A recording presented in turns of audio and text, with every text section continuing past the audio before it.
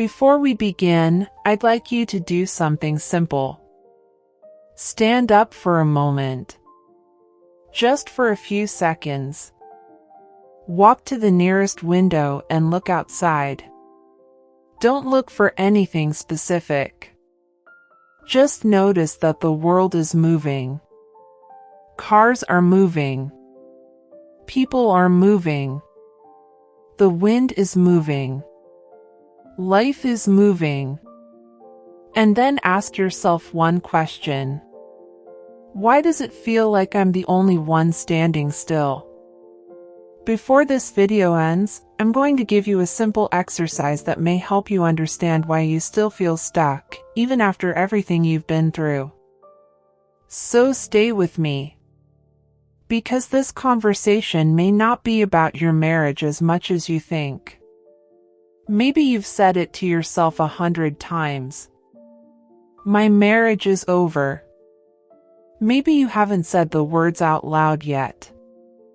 Maybe you've only whispered them in your mind while lying awake at night. But the feeling is there. Something ended. Something changed. Something that once felt alive now feels distant. You look at your relationship and wonder if you're simply holding on to the memory of what it used to be. And yet, you're still there. Still waking up beside him. Still having the same conversations. Still following the same routines. Still hoping for something you aren't even sure exists anymore. And that creates a painful question. If it's over, why am I still here? Most people assume the answer is obvious. Fear. Money. The children. The history. The comfort of the familiar. And yes, sometimes those things are part of the answer. But I think there's something deeper that many women never consider. What if you're not staying because of the marriage? What if you're staying because you no longer know where you end and the marriage begins? Think about that for a moment. There was a time when you had dreams that belonged only to you. Thoughts that belonged only to you. Plans that belonged only to you. You knew what made you laugh. You knew what excited you. You knew what mattered to you. Then life happened. Responsibilities happened. Marriage happened. Children happened. Bills happened. Years happened. And slowly, almost invisibly, your entire life became focused on keeping everything together. You became the one who remembered. The one who carried. The one who fixed. The one who adapted. The one who stayed strong. And somewhere in all of that, you stopped asking a very important question. What do I need? Not what the marriage needs. Not what the family needs. Not what everyone else needs. What do I need? Many women spend years trying to save a relationship while completely abandoning themselves. Not because they're weak. Not because they're foolish. But because they genuinely care. Because they love deeply. Because they believe that if they just try a little harder, sacrifice a little more, stay a little longer, maybe things will get better. And sometimes they do. But sometimes they don't. And that's where the confusion begins. Because eventually a woman looks around and realizes something terrifying. She doesn't recognize herself anymore. Not because she became a bad person. Not because she failed. But because she became so busy carrying everyone else that she forgot how to carry herself. Maybe that's why some vacations don't fix anything. Maybe that's why some romantic dinners feel empty. Maybe that's why some fresh starts never feel fresh.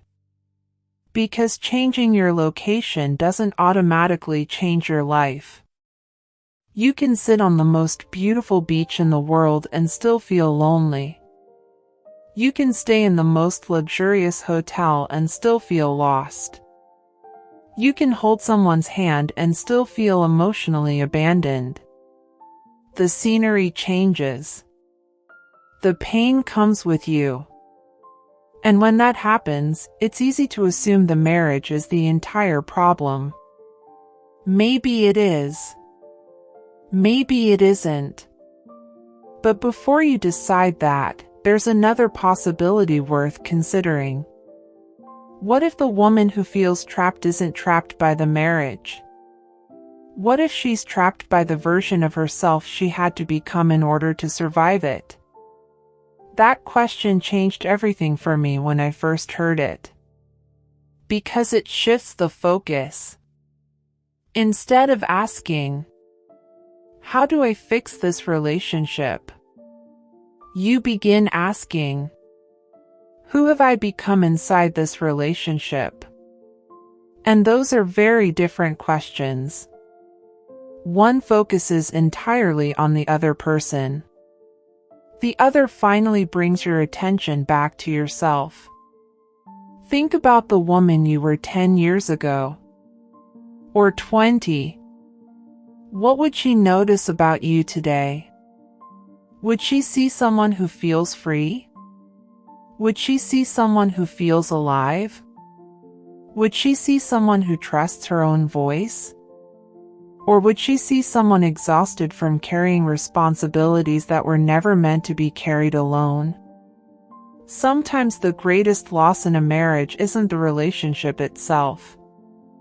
It's losing contact with the person you used to be. The person who still exists somewhere beneath the stress. Beneath the disappointment. Beneath the resentment. Beneath the years of putting everyone else first. And maybe that's why you're still here. Not because you're weak. Not because you're confused. But because a part of you is still searching. Still hoping. Still trying to understand what was lost. And whether it can be found again. The truth is, I don't know if your marriage can be saved. I don't know if it should be. And anyone who claims to know after a few minutes on a screen is being dishonest. But I do know this. Any decision made from exhaustion usually creates more exhaustion. Any decision made from fear usually creates more fear. Clarity comes when you reconnect with yourself. And that's why I want to leave you with a simple exercise today. Get a piece of paper. Nothing fancy. Just a piece of paper. At the top, write these words. If I weren't afraid, what would I do next? And then write. For 3 minutes. Don't edit. Don't judge. Don't worry about whether your answer is right or wrong. Just write.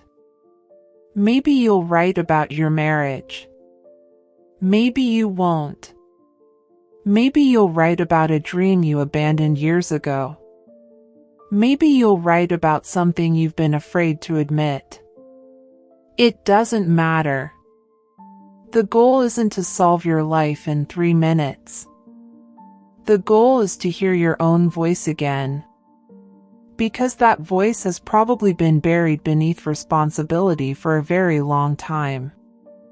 And before you leave, I'd love to hear from you. In the comments, answer this question. What is one thing fear has been asking you to postpone? You don't have to write a long answer. Just one honest sentence. Because sometimes honesty is where healing begins. And remember, maybe your marriage is over. Maybe it isn't. Maybe it can still be rebuilt. Maybe it can't. But before you decide what to do about your relationship, make sure you haven't forgotten the relationship that matters most. The one you have with yourself. Because if you can find your way back to that woman, the one who has been quiet for far too long, you'll finally be able to hear something that fear has been drowning out. Your own voice. And that voice may have been the answer all along. We'll talk again soon.